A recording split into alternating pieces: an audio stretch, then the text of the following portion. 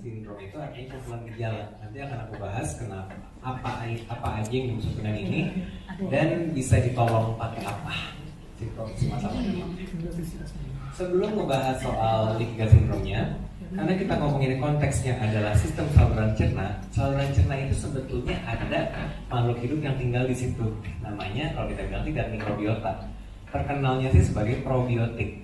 Tapi kalau probiotik jangan dikaitin selalu dengan merek minuman itu ya, gitu sih minuman probiotik itu karena itu mah cuma satu jenis strain. Sebenarnya strain di kita, probiotik di kita itu beratnya tuh sampai 1-2 kilo. Dalam arti kita nggak akan bisa ngebuang ini kalau misalnya kita pengen berfungsi dengan sehat, dengan normal. Sebetulnya probiotik ini tuh ada di satu badan kita, tapi 95% adanya di sistem saluran pencernaan. Sedangkan pencernaan kita itu segede 2 lapangan tenis. Jadi kebayang betapa gedenya saluran pencernaan kita, tapi di packing sampai kecil banget sampai jadi seperut kita ini. Lalu yang berikutnya, sebetulnya bakteri yang ada yang di gut mikrobiota atau probiotik ini tuh ukurannya tuh 10-50 kali lebih kecil dari sel badan kita sendiri. Tapi secara jumlah mereka tuh jauh lebih banyak, 1:10. Jadi kita tuh sebetulnya lebih bakteri dibandingin manusianya sebenarnya. Tapi yang jadi masalah sekarang akibat dari pola makan kita yang mulai ngaco atau konsumsi antibiotik atau obat anti radang, si populasi probiotik itu makin menurun. Tolong ini pengetahuan secara umum, ada 2 term di sini, probiotik dan prebiotik. Probiotik itu istilahnya tuh bakteri hidupnya. Bakteri hidup bisa jadi bakteri atau ragi. Ada beberapa ragi yang jenisnya memang menguntungkan buat kita. Dan bisa juga didapatkan dari fermentasi yogurt, kefir, sauerkraut, kimchi itu bisa, miso bisa, kombucha bisa. Dan probiotik itu paling terkenal untuk mengatasi masalah diare, masalah sistem saluran cerna, diare, susah pup, flu juga bisa, masalah pencernaan lainnya bisa. Cuman jangan misalkan gini, tahu ya merek yang terkenal itu, si merek yang terkenal itu memang buat ngelancarin pup. Jadi kalau anak yang lagi diare dikasih itu makin diare. Kalau anak yang susah pup dikasih itu, iya makin lancar. Jadi probiotik itu sebetulnya punya fungsinya masing-masing. Strainnya tuh banyak banget. Kalau prebiotik itu makanannya, karena namanya probiotik itu adalah makhluk hidup, prebiotik itu makanannya mereka. Prebiotik itu contoh yang paling populer itu sebetulnya adalah bawang-bawangan, bawang bombay, bawang putih, bawang daun, wortel. Cuman yang paling saya kemarin nemu baru ngerti artinya, bengkuang itu paling bagus buat makanan probiotik di dalam badan kita tuh. Oke. Nah sekarang gunanya probiotik itu apa? Ada 3. 1, immunomodulation. Artinya apa? Dia tuh yang ngatur kekebalan tubuh kita. Immunomodulation dalam arti bisa antara 2, antara jadi tipe-tipe yang anak-anak atau orang dewasa yang gampang alergian jadi lebih tidak alergian, atau tipe-tipe yang gampang sakit jadi nggak gampang sakit. Nomor 2 adalah untuk improve mucosal immunity. Itu fungsinya tuh lebih ke kalau tipe-tipe orang-orang yang gampang pilek, gampang batuk, dahak nggak sembuh-sembuh, hidung mampet pagi-pagi, itu bisa dibantu dengan probiotik. Atau probiotik juga bisa ngebantu dalam produksi vitamin, terutama vitamin K. Jadi kalau kalian punya teman-teman atau rekan atau keluarga yang gampang lebam, ujuk-ujuk lebam, padahal nggak kepentok, ujuk-ujuk mimisan, ujuk-ujuk istilahnya gusi berdarah, itu biasanya kurang probiotik karena vitaminnya hanya bisa dibentuk oleh probiotik, yaitu vitamin K. Yang berikutnya, probiotik itu juga membantu untuk menurunkan kolesterol karena si probiotik ini dia tuh benar-benar mencegah gula itu kebanyakan masuk ke dalam badan. Jadi kalau orang-orang yang kolesterolnya terlalu tinggi padahal makanannya udah lumayan benar, pertimbangin ini, mungkin jangan-jangan kekurangan probiotik. Oke, probiotik itu jenisnya banyak. Yang paling terkenal Lactobacillus casei misalkan, Lactobacillus acidophilus kayak merek-merek Symbio, merek-merek Rilus kayak gitu itu Lactobacillus. Ada Bifidobacterius. Kalau yang dipakai di Utsukushi itu adalah yang Enterobacter. Enterobacter itu biasanya dipakai karena kelemahan, kan tahu ya merek-merek probiotik itu banyak banget. Yang jadi masalah populasi probiotik itu Istilahnya tuh nggak semuanya bisa survive, dalam arti begitu masuk ditelan di dalam mulut, ditelan masuk ke asam lambung, belum tentu hidup, belum tentu nyampe ke usus. Enterobacter itu biasanya dipilih karena mereka tuh yang paling tahan sama pH asam lambung. Karena pH badan asam lambung kita itu bisa melarutkan sampai baterai pun bisa sampai hilang. Jadi belum tentu probiotik-probiotik yang dijual di luar sana tuh bisa survive masuk ke usus kita. Jadi pertimbangkan istilahnya mah jumlah bakteri yang hidup di dalam satu kapsul tersebut. Maka sekarang tuh mulai dipropose sejak 2016 bahwa mikroba probiotik itu adalah disebut sebagai forgotten organ. Karena mereka tuh fungsinya udah mana jumlahnya banyak banget, fungsinya bisa sampai ribuan. Akhirnya dipropose sama dunia kedokteran tuh ini tuh sebagai organ tubuh yang baru. Gitu kan, kalau organ tubuh udah tahu dari awal, otak segala macam itu udah dari tahun kipot. Yang ini mulai dipertimbangkan karena dia memproduksi vitamin K, vitamin B12 juga diproduksi sama probiotik. B12 itu sangat penting untuk orang-orang yang gampang kesemutan, gampang kram, gampang kaku. Juga diproduksi oleh probiotik. Lalu yang ini short chain fatty acid. Short chain fatty acid itu melambangkan seberapa banyak makanan yang bisa dicerna oleh badan dan racunnya bisa dikeluarkan oleh pup. Sebenarnya cara ngecek probiotik yang baru available ada di Indonesia tuh pakai lab, cuma bisa di Prolia. Sementara ini pakai kultur pup. Jadi pupnya diambil, masukin ke dalam toples gitu, nanti diperiksa ininya, RCFA-nya. Nanti bisa kelihatan probiotik mana yang lemah, apakah probiotik yang buat mencerna lemak, mencerna sayur, mencerna protein, bisa ketahuan semua hasilnya di situ. Oke. Yang mau saya bahas juga adalah probiotik itu sebetulnya dari masing-masing umur, dari mulai belum lahir sampai ke orang tua, itu tuh kita tuh punya variasi bakteri-bakterinya. Tapi yang paling penting kalau buat saya adalah waktu masih dalam kandungan. Karena ketika sang ibu makannya terlalu tanda kutip kurang bagus, terlalu jorok, si bayinya begitu lahir tuh akan punya resiko alergi yang kencang. Jadi yang paling harus diperhatikan kalau untuk ibu-ibu, nomor satu, makanannya jangan terlalu banyak makanan yang ngasih makan makanan populasi bakteri yang kurang bagus. Nomor dua adalah kalau bisa lahirnya jangan sesar. Karena lahir sesar itu membuat si bayi itu tidak bisa melewati kanal vagina ibu. Sedangkan di kanal vagina ibu itu hanya ada satu jenis probiotik di dunia ini, jadi nggak bakal bisa didapat dari tempat lain. Kalau di Filipina, waktu itu saya ngobrol sama teman-teman saya dokter anak, di Filipina itu sengaja walaupun sesar, si vagina ibunya tuh bakal dikodok istilahnya, terus dapetin mukosanya, terus dibalurin ke si bayinya demi dapetin si probiotiknya itu. Kalau misalkan udah terlanjur, ya udah berarti tahapan berikutnya. Kalau udah terlanjur sesar yang nggak dibalurin si istilahnya mukosanya itu adalah minumnya harus ASI, jangan sulfur. Karena kalau ASI akan membangkitkan diversity atau keberagaman dari si bakteri-bakteri baik. Jadi kalau bisa sebisa mungkin jangan susu formula. Nomor 3 adalah di kehidupan, pernah dengarnya 1000 hari pertama adalah istilahnya yang paling penting buat bayi, karena ini diversity-nya. Karena jadi kalau si bayi atau si anak udah dikasih antibiotik duluan, antibiotik itu membunuh bakteri baik, bakteri jahat kebunuh, tapi bakteri baik juga kebunuh. Jadi anggaplah kayak misalkan normalnya tuh 3 triliun probiotik di dalam badan kita.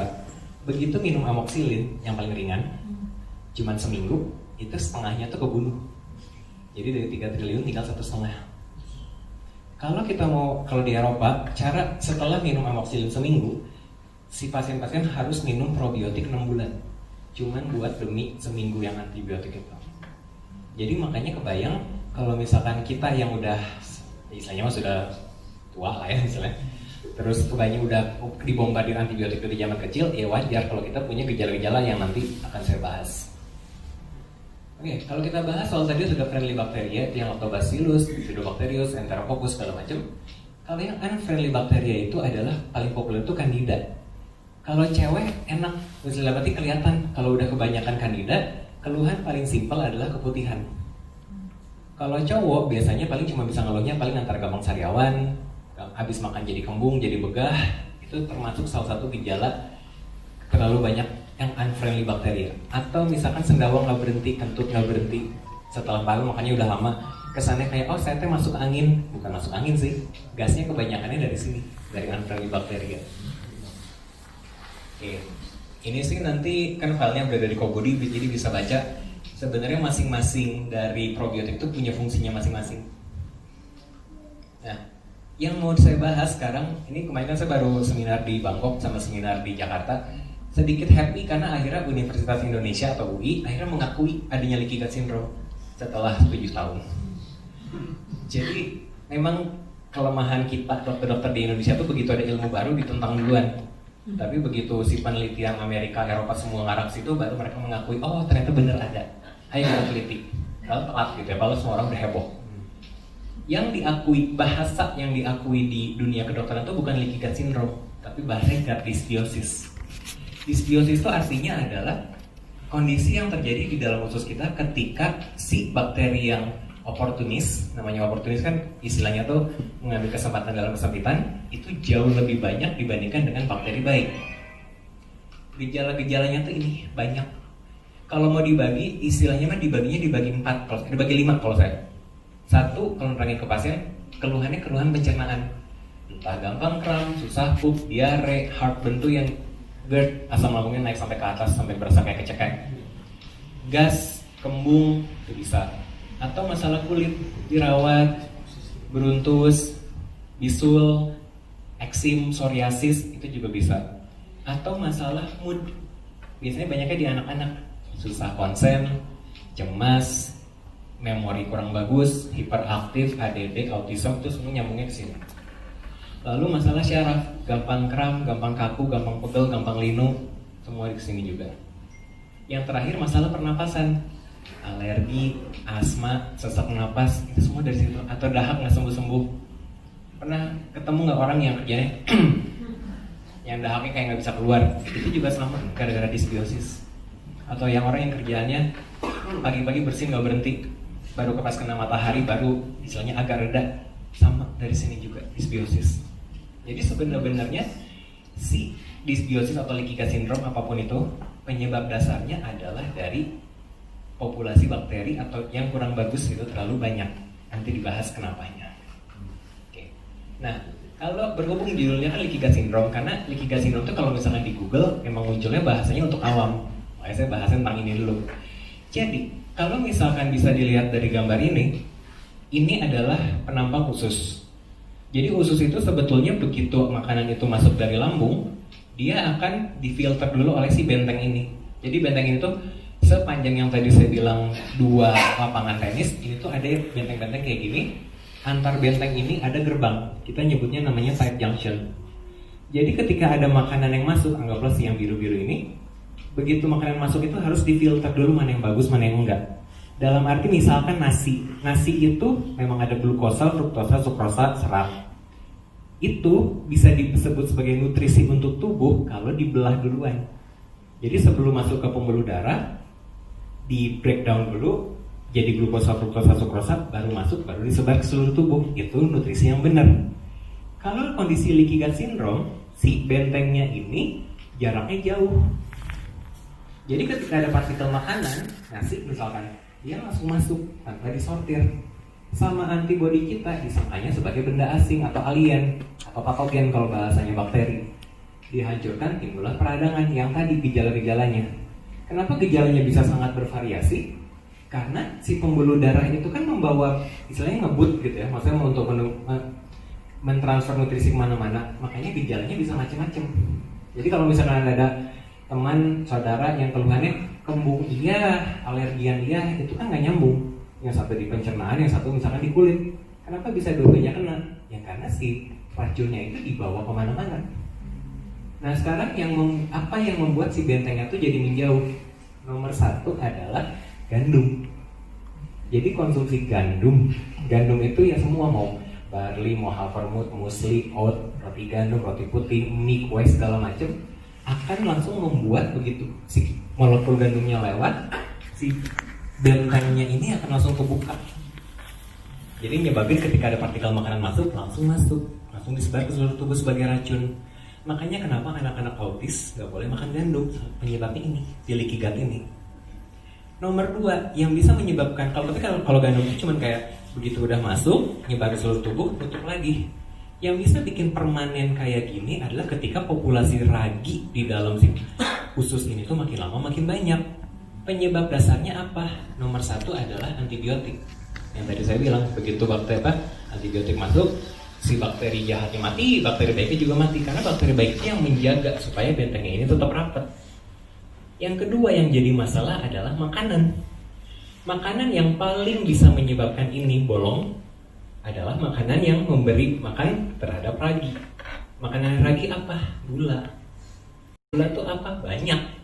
Karbo, tepung, gula, mau rasanya asin, mau rasanya manis, tetap aja karbo. Itu yang akan menyebabkan si bentengnya itu jadi bolong.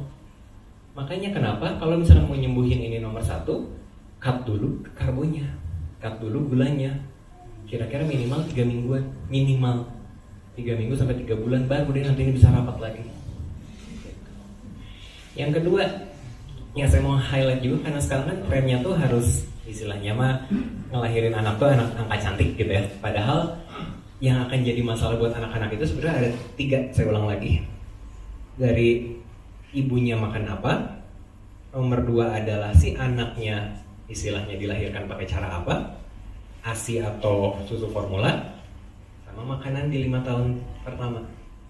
Jadi nitip banget ya kalau misalkan ada kesempatan lahirnya normal buat cucu, buat saudara, buat siapa, tolong kalau bisa mah lahirnya normal biar nggak terlalu gampang alergian. Di penelitian terbaru 70% anak yang autism atau yang alergian, checklistnya 3 yang tadi. Lahirnya adalah sesar, minumnya sufor karena ibunya mungkin asinya sedikit atau misalkan istilahnya nggak ada waktu. Yang ketiga antibiotik, itu mah 70%-nya autis gitu. Jadi hati-hati. Nah, sekarang apa yang menyebabkan tadi leaky gut syndrome itu terjadi? Nomor satunya sebenarnya yang paling happening itu adalah candida overgrowth. Kenapa ini tuh banyak banget, saya istilahnya sehari bisa dapat 20 kali pasien yang ada masalah candida overgrowth. Karena yang pola makan kita itu semuanya sekarang high carbo. Coba kalau lihat di mall, koi, dum-dum, kalais, Chatime, itu kan gula semua. Satu ini, kemampuan badan manusia untuk menerima gula itu cuma boleh 4 gram per hari. 4 gram itu 1 sendok teh. Lebih dari 4 gram, itu udah kelebihan buat badan. Satu dum-dum kira-kira tuh itu tuh kira-kira 16 sampai 20 sendok teh gula.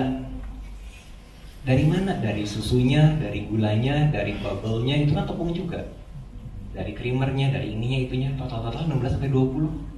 Makanya kemarin itu sempat heboh di dunia kedokteran gara-gara salah satu Instagram entah Halodoc atau Clickdoc bilang bahwa boba itu, ya saya minuman milk tea itu menyehatkan. Itu heboh di dunia nutrisi.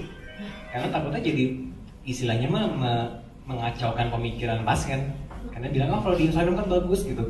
Padahal ini mimpi buruk banget bisa bikin candida ini. Nanti bikin yang tadi gejala-gejala itu. Nomor 2, alkohol. Alkohol itu kadang-kadang orang suka mikir, nggak apa-apa lah dok, biar doang, nggak akan ngaruh. Enggak, alkohol itu kita nyebutnya sebagai jus gandum. Kenapa? Ya karena kan dia fermentasi gandum atau fermentasi kentang, tapi dalam bentuk liquid. Sekali minum bisa berapa? 12, 13, 15, botol, 2 botol. Sama, itu akan bikin kandidanya makin lama makin tinggi. Yang ketiga, orang itu terlalu hype banget atau terlalu heboh banget sama makanan fermentasi. Misalkan, bilang, kombucha sehat. Benar, kombucha sehat dengan syarat nggak ada leaky gut. Begitu ada leaky gut, dikasih makanan fermentasi yang ada kembung, yang ada mual, yang ada muntah, yang ada mah. Bukan salah kombucha, tekniknya bukan salah kombuchanya, tapi salah pengetahuan si pasiennya tuh menganggap semua orang pasti cocok makan yogurt, semua orang pasti cocok makan tempe. Enggak, belum tentu, cek dulu. Yang berikutnya, obat yang tadi aku bilang, nomor 1 antibiotik yang paling bahaya.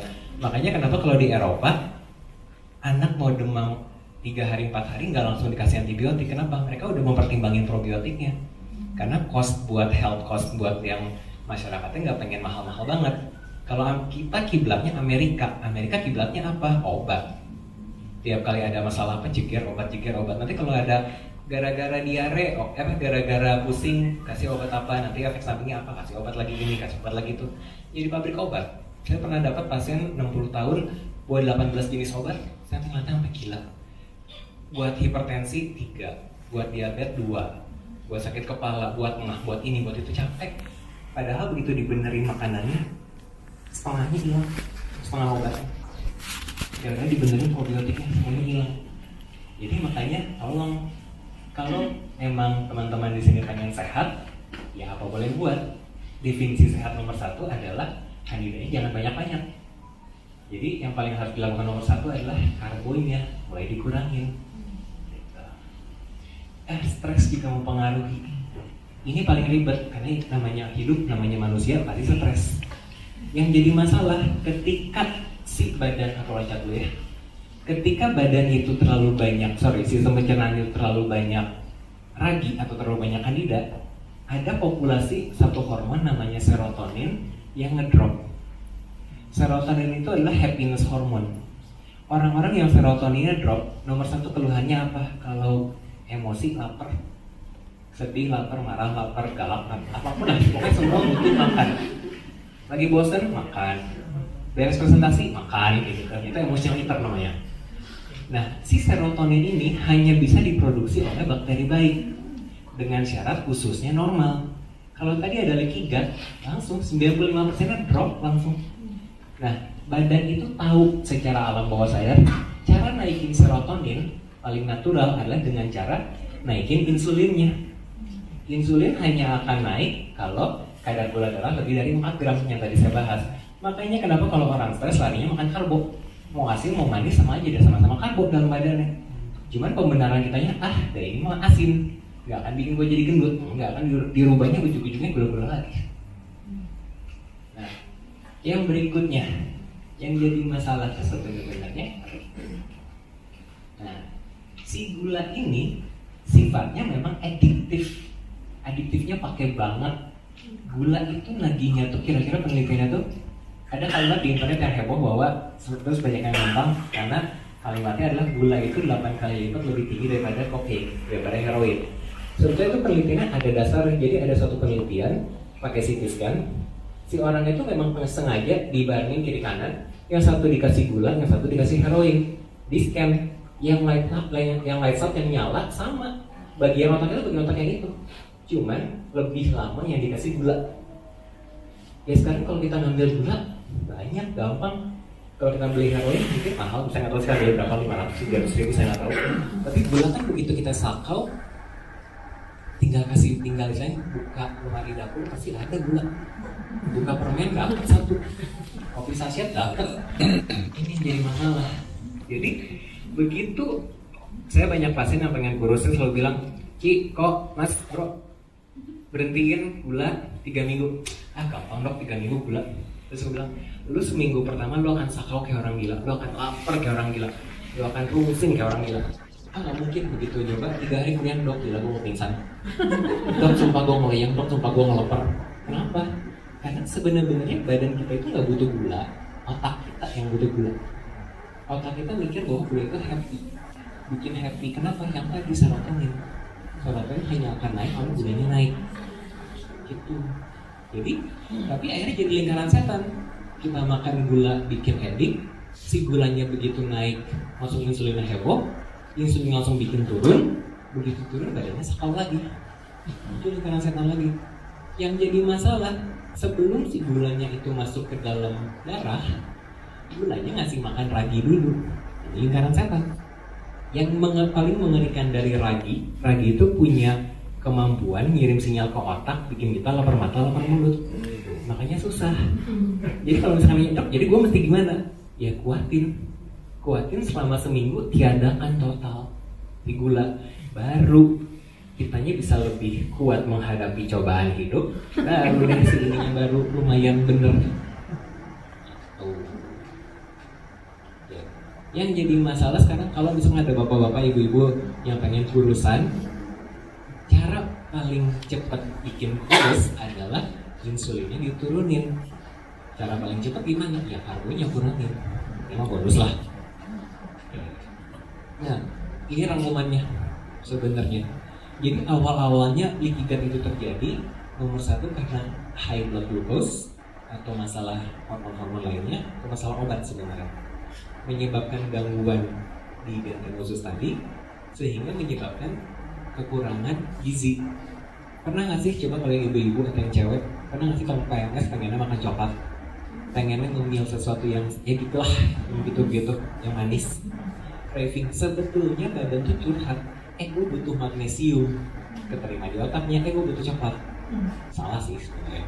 Atau misalkan gue butuh yang asam, atau gue butuh yang gurih, yang asin, keterimanya makan keripik, sebetulnya butuhnya kalium. Jadi badan tuh cuma punya kemampuan bikin kita tuh craving sesuatu, kitanya harus pintar-pintar. Itu sebenarnya butuhnya apa? Nah, kalau misalnya kita kasih makanannya yang salah, versi penyakit paling mengerikan dari leukemia adalah autoimun. Karena si makanan yang harusnya menutrisi tubuh kita malah bikin antibodi kita makin lama makin error, makin korslet. Jadi harusnya imun itu kerjaannya menghancurkan bakteri, begitu dia tidur lagi, dia patroli lagi. Ini mah kan, misalnya gini, kita nggak akan dengan sengaja menelan bakteri yang bikin tipes. Tapi kalau masalah roti, mie, patah, kita makin tahun-tahun aja. Nah jadi ketika partikel-partikel itu tidak disortir terlebih dahulu, si antibodi kita itu akan terus-terusan nyerang, akhirnya naik level dari yang asalnya normal menjadi dari imun normal jadi hiper, dari hiper jadi auto. Itu banyak banget kejadiannya sekarang. Itu saya sampai bingung 5 tahun terakhir ini banyak anak-anak yang akhirnya banyak yang autoimun, psoriasis lah, eksim lah, rheumatoid arthritis lah, rheumatik gitu. Padahal mereka masih kecil ya karena pola makan dari kecilnya dari si ibunya yang mulai ngaco. Nah, jadi kalau misalkan kita mau jadi apa yang harus diperbaiki, nomor satu leaky gut repair process itu di negara manapun itu ada konsensus bahwa ada 4 R yang harus dibenarin. R nomor satu itu adalah remove makanan atau zat-zat yang memang bikin kacau. Ya nomor satu antibiotik, nomor dua si tepung, si gula, karbo itu ditiadakan. Nomor dua replace. Gini, yang suka orang tidak menyadari soal asam lambung. Asam lambung itu super penting. Kalau misalnya kalian dok, saya punya asam lambung, saya punya mah, saya minum apa kayak lansoprazol, omeprazol, ranitidin, tapi kok nggak sembuh-sembuh? Karena sebetulnya masalah asam lambung itu dibagi dua. Ada yang kekurangan asam lambung loh, jadi nggak semuanya kelebihan asam lambung. Cara paling gampang ngeceknya, coba kalau lagi mah, lagi kerasa nggak enak, lagi seul, coba isi makanan atau coba minum obat si lansoprazol atau ranitidin. Makin enak atau makin nggak enak? Kalau makin enak bener, asam lambungnya memang tinggi. Tapi kalau makin nggak enak, itu berarti asam lambungnya udah kurang. Justru butuhnya cuka apel. Jadi kebalik gitu. Makin minum lansoprazol, makin minum ranitidin, makin ger, makin kebuka tuh si katupnya. Jadi hati-hati. Jadi kenapa masalahnya replace itu lebih ke replace enzim, replace HCl itu asam lambung, karena banyak kasus orang-orang leaky gut itu justru karena sudah hipo, sudah kekurangan asam lambung. Yang ketiga, reinoculate. Reinoculate itu adalah mengganti si bakteri-bakteri yang sudah pada mati atau sudah kekurangan dengan probiotik baru. Jadi boleh minum usukusi, boleh nawarin usukusi, tapi remove sama replace jalan juga. Percuma kalau misalkan, oke bu, nih probiotiknya bagus banget nih begini-begini, pas diminum kenapa nggak ada hasil? Ya makanannya masih banyak yang salah, ya si enzimnya masih belum benar, ya gimana caranya si badan tuh mau kerja dengan baik? Nah, yang berikutnya repair. Kalau pernah dengar ada suplemen glutamin buat ngebenerin sistem pencernaan, betul, bagus dengan syarat 3 ini udah dijalanin. Baru boleh masuk glutamin, baru boleh fish oil. Karena banyak pasien-pasien saya langsung loncat ke fish oil karena dengar, oh katanya omega 3 bagus buat turunin peradangan, begitu makan malah jadi jerawatan. Kenapa? Ya karena si yang tadi si bentengnya itu kan lagi pada bolong-bolong nih. Jadi kebayang nggak sih kita ngasih satu suplemen, maksudnya pengen diserap, tapi karena yang memprosesnya tuh ngaco, kurang banyak, akhirnya yang masuk jadinya racun. Gitu. Jadi kalau misalkan pas lagi jualan tiba-tiba kenapa gue makan ini jadinya malah error, jadinya malah keluar yang aneh-aneh, malah jadi kram, malah jadi apa? Yang tadi, karena leaky gut-nya masih belum benar. Gitu. Sudah. Nah jadi cara untuk memperbaiki metabolisme atau sistem saluran cerna kita, yang kalau yang buat awam paling simpel adalah banyakin makan sayur. Tapi kalau bisa sayurnya bener-bener sayur ya, jangan dikasih mayones, jangan dikasih kipai gitu, cuma sama aja bohong. Salad asli boleh. Yang kedua, masukin istilahnya tuh bone broth. Bone broth itu kaldu tulang yang digodok pakai slow cooker 12 jam, 24 jam. Itu bagus banget. Ya salad mustard tuh sponsor dari Sylvie, silakan. Terus ini eliminate sugar and simple carbo. Banyak pasien saya yang nanya gini, dok kalau misalkan gulanya diganti gula merah gimana? Gula pasir, gula jawa, tropicana slim sama aja, nggak ngaruh. Itu mah nggak bodoh diri sendiri. Terus reduce harmful patogen itu mah sebenarnya sih ya kalau bisa mah lebih ke masukin probiotik. Nah, kalau kita ngomongin soal pernah dengar intermittent fasting, puasa yang berkala. Jadi bukan kayak puasa orang muslim yang misalnya dari jam 4 subuh sampai jam 6 maghrib nggak makan, bukan. Intermittent fasting itu lebih ke makan itu cuma di jadwal misalkan 3 kali sehari, ya cuma 3 kali. Jadi misalkan jam 8 pagi, jam 2 sore, jam 2 siang sama jam 8 malam. Tujuan intermittent fasting itu sebenarnya adalah membiasakan badan supaya nggak ngemil. Karena kalau ngemil, walaupun kita bilang kok ngemilnya buah, ya kalau buahnya yang dimakan tuh tinggi gula, kita harus makan lagi. Gitu. Jadi makanya kenapa sebenarnya intermittent, kalau misalkan mau memperbaiki sistem pencernaan paling gampang, paling simpel aja daripada ribet, diet keto tapi tanpa dairy. Diet keto kan dia nggak makan karbo sama sekali, nggak makan gula sama sekali, nggak makan tepung sama sekali, udah cocok. Cuman bedrocknya keto sama memperbaiki sistem pencernaan, dia boleh butter, dia boleh keju. Sedangkan untuk orang-orang yang leaky gut biasanya sensitif sama dairy. Jadi begitu diet keto biasanya pada meledaknya dijerawat, dirontok, dibisul, ya karena masih ada leaky gutnya. Gitu. Ini piramida yang sengaja aku masukin, ini mah piramida keto sebenarnya. Jadi kalau piramida keto paling bagus buat memperbaiki leaky gut karena yang paling harus banyak dimakan itu adalah good fat. Alpukat, kelapa, olive oil, MCT itu bagus, cuman minus di dairy-nya, produk susunya. Lalu sayuran yang dipilih memang sayuran yang rendah gula. Kalau di Google mah bahasanya adalah low glycemic fruit. Paling populer berry, paling gampang strawberry, blueberry, blackberry, raspberry, goji berry boleh, tapi jangan yang dried, jangan yang kering. Karena kalau buah itu dikeringin gulanya naik 3 kali lipat. Itu malah bikin paginya makin subur. Lalu lemon jelas, lime boleh. Tambahan kalau buat di kita, nah kalau mulai menganggap alpukat dan kelapa itu bukan buah karena mereka lebih banyak lemaknya dibandingin si gulanya. Jadi mereka mulai berusaha menggeser ke sini. Tapi ini sebenarnya masih tetap boleh dimakan. Tapi jangan pakai susu kental manis dan kawan-kawan ya, sama juga. Terus yang berikutnya nah ini, kalau sayur digulai sama dikirim biasanya iya dibagi 2. Kalau bahasa bule starchy sama non starchy. Kalau bahasa kita party dan non party. Non starchy itu maksudnya lebih ke sayuran yang bener-bener selada, brokoli, pakcoy yang daun. Kalau yang starchy itu kentang, ubi, singkong kayak gitu. Itu dihitungnya sebagai yang tinggi gula. Jadi hati-hati, jadi bukan semua sayur aman atau sayur yang benar-benar sayur daun.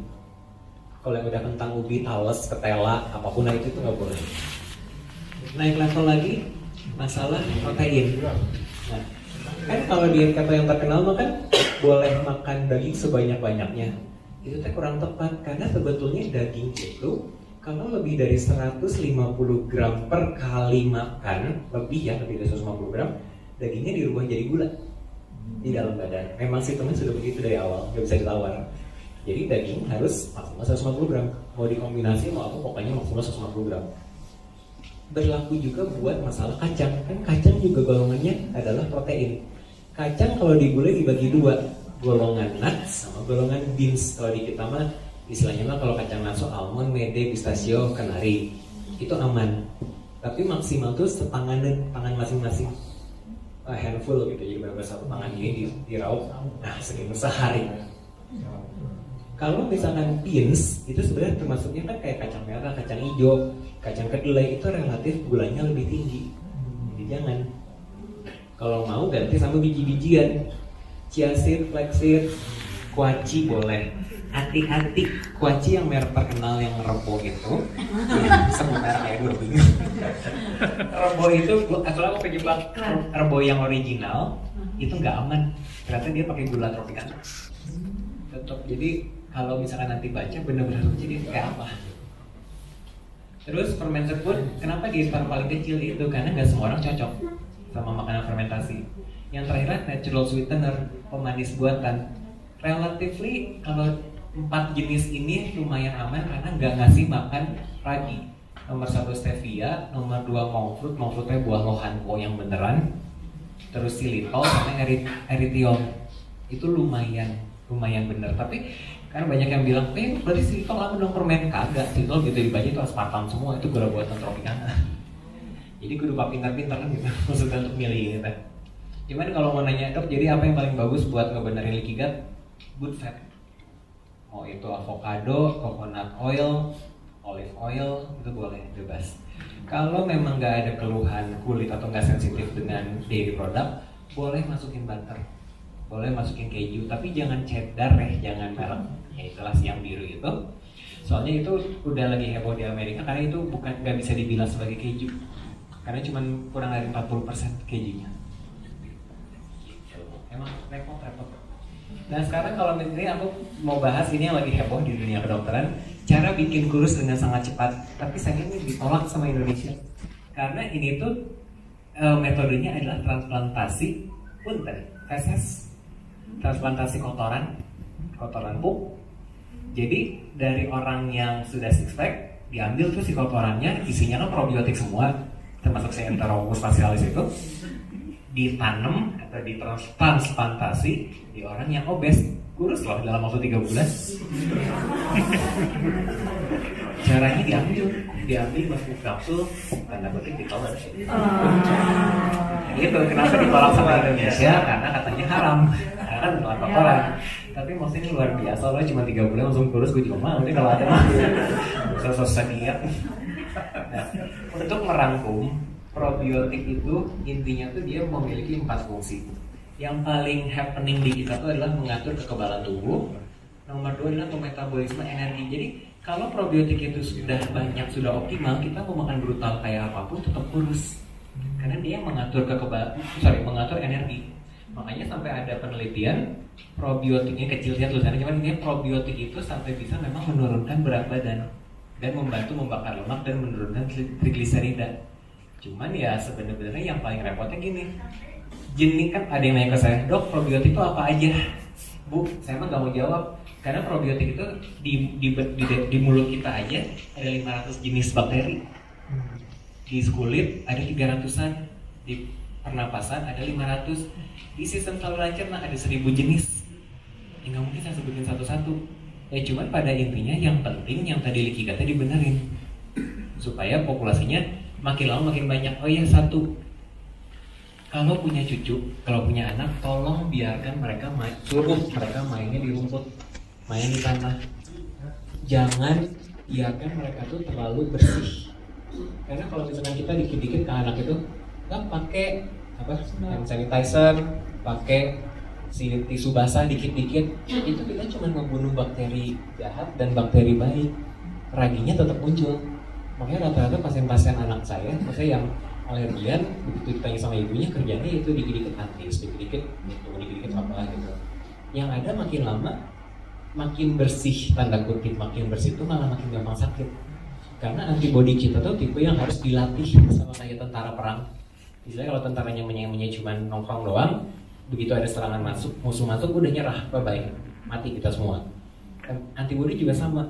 Kalau pengen anaknya kuat ya ditantang, dilempar lah istilahnya, sok hujan-hujanan main, sok apa main gitu. Jadi jangan yang dikit-dikit harus ini dipelnya pakai yang antibiotik nih, antiseptik, ini cuci tangan pakai antiseptik, enggak, malah makin sakit gitu.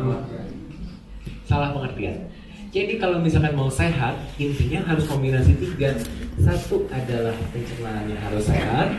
2, makanannya harus yang kaya untuk prebiotik atau probiotiknya. 3, kalaupun mau minum suplemen, pilih yang kualitasnya bagus. Sebisa mungkin pilih suplemen yang gulanya dikit. Gitu.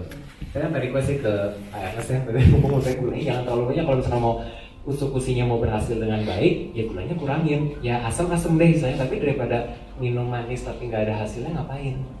Gitu. Sip. Jadi kalau misalkan pernah dengar ada kalimat you are what you eat, sebetulnya kurang tepat karena kalau you are what you eat belum tentu diserapnya dengan baik. Jadi makanya di dunia kedokteran akhirnya diganti jadi ini. Kamu bukan hanya masalah apa yang kamu makan, tapi apa yang kamu bisa serap dan kamu bisa olah untuk menjadi bagian dari tubuh kamu. Jadi kesimpulan saya gini, kalau misalkan pasien nanya, dok makanan apa yang paling jahat buat tubuh semua orang, pukul rata, saya akan jawab tepung. Karena tepung jenisnya banyak dan kita makannya tanda kutip guilt free. Kayak istilahnya, saya perlu makan nasi, jadi saya makannya tepung aja. Terus begitu ditanya, udah makan belum? Belum. Kalau udah makan roti, udah makan ini, udah makan pasta, gitu. Minimal kalau udah makan nasi, saya udah makan nasinya agak toleransi sedikit, tahu diri dikit lah gitu. Saya bangga udah makan. Karena biasanya rata-rata pasien saya yang kena leaky gut, begitu saya kan biasanya saya tulis dong jurnal makanan teh batagor, siomay, apa. Terus saya, mbak, nyadar nggak sih makanan salah? Enggak, kan nggak ada nasi. Padahal makan bihun, makan kue tiaw kan sama-sama dari tepung beras. Gitu, jadi terima kasih banyak, semoga membantu ya ini.